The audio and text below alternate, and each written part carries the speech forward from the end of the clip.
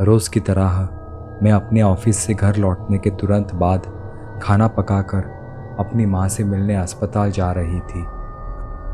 रात के करीब 9:15 हो चुके थे।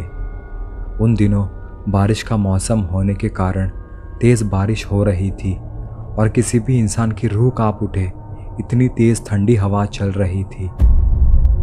करीब 10 मिनट राह देखने के बाद मुझे एक रिक्शा मिल गई। अस्पताल पहुंचकर माँ के सामने बैठकर उसे देखते हुए मैं खाना खा रही थी। रोज़ की तरह नर्स रात की दवाइयों का डोज देने रूम के अंदर आ गई। पता नहीं क्यों, पर आज उन्होंने मुझसे अचानक कहा, अरे दीदी, आपकी माँ को कोमा में रहते हुए अभी करीब 8 महीने हो गए हैं। वो ना कुछ सुन पाती है, ना कुछ कह पाती है और ना ही कुछ समझ पाती है, पर फिर भी आप रोज़ ऑफिस से यहाँ आकर रात काटते हो, ना ठीक से सो पाते हो और ना ही खुद का ख्याल रख पा रहे हो। अभी तो डॉक्टर्स ने भी जवाब दे दिया है, तो आप उस कंसेंट फॉर्म पर दस्तखत क्यों नहीं कर देते? उनके इस प्रश्न पर मैंने कोई उत्तर ना देते हुए उनकी बात को टाल दिया। फिर नर्स के जाने के बाद अपना खाना ख़त्म करके मैं बाथरूम में गई। आज नल से पानी नहीं आ रहा था, इसलिए मैंने वॉश बेसिन के नज़दीक रखे हुए टिश्यू पेपर से अपने हाथ साफ कर लिए। पर जैसे ही मैं बाहर जाने के लिए मुड़ी, तब मुझे कोई आवाज़ आने लगी। मैंने पीछे मुड़कर देखा, तब ऐसे लगा जैसे वो आवाज़ उस नल के करीब से आ रही हो। मैं नीचे झुककर नल की तरफ से आने वाली आवाज़ पर ध्यान देने लगी। तब ऐसे लगा जैसे कोई मेरा नाम पुकार रहा है, श्रेया, श्रेया। ये सुनकर मैं चौंक गई और कुछ कदम पीछे हट गई, पर फिर मुझे लगा शायद मुझे भ्रम हो रहा हो, क्योंकि कई महीनों से मैं ठीक से सो नहीं पाई थी। फिर कुछ ही क्षणों बाद अचानक वॉश बेसिन के नल से पानी बड़ी तेज़ी से बहने लगा। नल को बंद करने के बाद मैं डर के मारे माँ के बेड के बगल वाली कुर्सी पर आकर बैठ गई। मेरे डर को कम करने के लिए मैं अपने ईयरफोन्स लगाकर अपना सिर माँ के बेड पर रखकर म्यूज़िक सुनने लगी। गाने सुनते सुनते मुझे कब नींद लगी ये मुझे पता ही नहीं चला। फिर कुछ देर बाद मुझे महसूस हुआ जैसे कोई मेरे सिर के ऊपर से अपना हाथ घुमा रहा हो। मैंने उसी हाथ पर अपना हाथ रख दिया, ये सोचकर कि वो मेरे माँ का हाथ है। अक्सर मेरी माँ बड़े प्यार से मेरे सिर के ऊपर से अपना हाथ सहलाया करती थी, इसलिए मेरे मन में वो पुरानी यादें ताज़ा हो गई और मैं उस बेहद खूबसूरत यादों में खो गई। पर कुछ ही क्षणों बाद मुझे याद आया कि माँ तो कोमा में है, तो वो अपना हाथ हिला नहीं सकती, तो फिर अभी ये हाथ किसका था? डर के मारे मैं उठ गई और मैंने माँ की तरफ देखा। माँ तो बेहोश पड़ी हुई थी, तो उसके हाथ हिलने का सवाल ही नहीं उठता। ये बात महसूस होते ही मेरे रोंगटे खड़े हो गए और मैं बहुत डर गई और किसी को बुलाने के लिए मैं रूम के बाहर चली गई। बाहर आते ही मैंने देखा कि वो संपूर्ण फ्लोर पूरी तरह सुनसान पड़ा हुआ था। मैं कॉरिडोर में आगे चलने लगी, तब ऐसे लगा जैसे कोई मेरा पीछा कर रहा हो। मुझे उस वक्त पीछे मुड़कर देखने की हिम्मत भी नहीं हो रही थी और भागते हुए मैं लिफ्ट के अंदर चली गई। फिर ग्राउंड फ्लोर का बटन प्रेस करते ही लिफ्ट नीचे जाने लगी। पहले फ्लोर तक पहुंचकर लिफ्ट अपने आप वापस ऊपर जाने लगी। अब मैं डर के मारे कांपने लगी थी। अब आगे क्या होगा, ये खौफ से मैं लिफ्ट के अंदर आंखें बंद करके खड़ी रही। दरवाज़ा खुलने की आवाज़ आने के बाद तब मैंने धीरे से अपनी आंखें खोल दी और मैंने देखा कि लिफ्ट 13वें मंजिल पर रुकी हुई थी।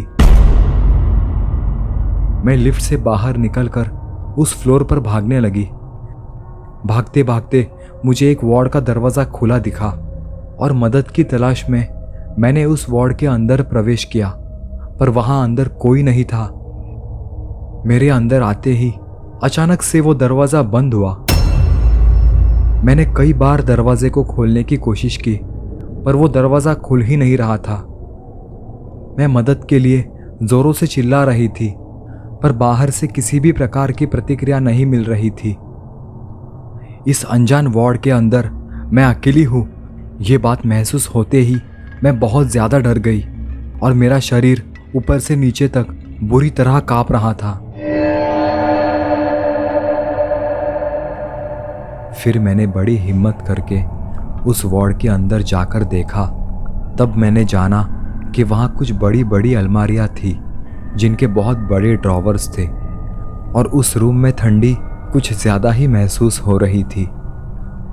मुझे उस वार्ड में बहुत ही विचित्र और नकारात्मक अनुभूति महसूस हो रही थी।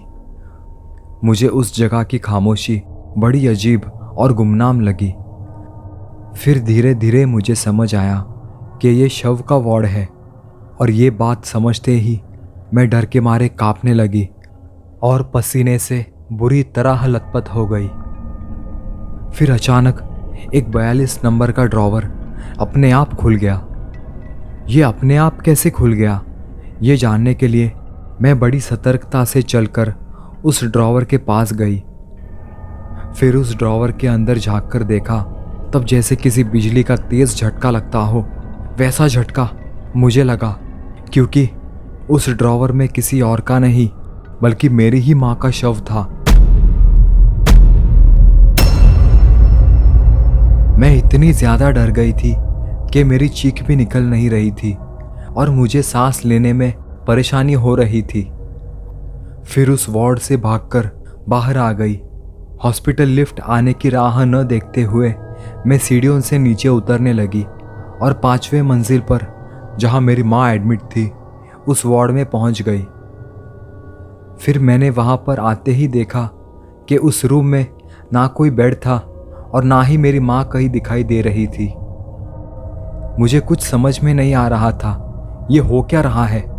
वहाँ ऊपर शव के वार्ड में माँ का शव दिखना और यहाँ माँ का कोई अता पता न होना। कहीं मेरी आंखें मेरे साथ कोई खेल तो नहीं खेल रही। मैं मुड़कर बाहर जा ही रही थी, तभी नर्स को वहाँ से गुजरते हुए मैंने देखा और मैंने तुरंत उनको बुलाकर उनसे पूछा, यहाँ अभी कुछ समय पहले मैं अपनी माँ के बगल में बैठी थी, पर अब वो अपने जगह पर नहीं है, तो कहाँ है मेरी माँ। मेरे इस प्रश्न पर नर्स ने मेरा हाथ उसके हाथ में लेकर कहा, दीदी, कुछ समय पहले ही आपकी माँ का देहांत हो गया। ये वाक्य सुनते ही मैं वहीं पर बेहोश हो गई। जब मुझे होश आया तब मैंने देखा कि वो नर्स मेरे पास बैठी है और उन्होंने मुझसे पूछा, अब कैसे लग रहा है आपको दीदी। मैं 2 मिनट सोच में पड़ गई कि शायद जो भी हुआ वो बस एक बुरा सपना था, पर इस बात को कंफर्म करने के लिए मैंने उनसे पूछा, मेरी माँ कहाँ है। इस पर नर्स ने कहा, दीदी, परसों सुबह को ही मैंने आपको बताया था कि आपके माँ का देहांत हो गया है, और यही सुनकर आप बेहोश हो गए थे, और आज 2 दिनों के बाद आप होश में आए हैं। आपके होश में आने का इंतज़ार हम कर रहे थे, इसलिए हमने पेशेंट की बॉडी को शव वार्ड में स्टोर करके रखा है। ये सुनते ही मैंने नर्स से पूछा, क्या मेरी माँ की बॉडी को 42 नंबर के ड्रॉवर में स्टोर किया है। इस प्रश्न पर नर्स ने आश्चर्यचकित होकर मुझसे कहा, हाँ, पर यह बात आपको कैसे पता चली।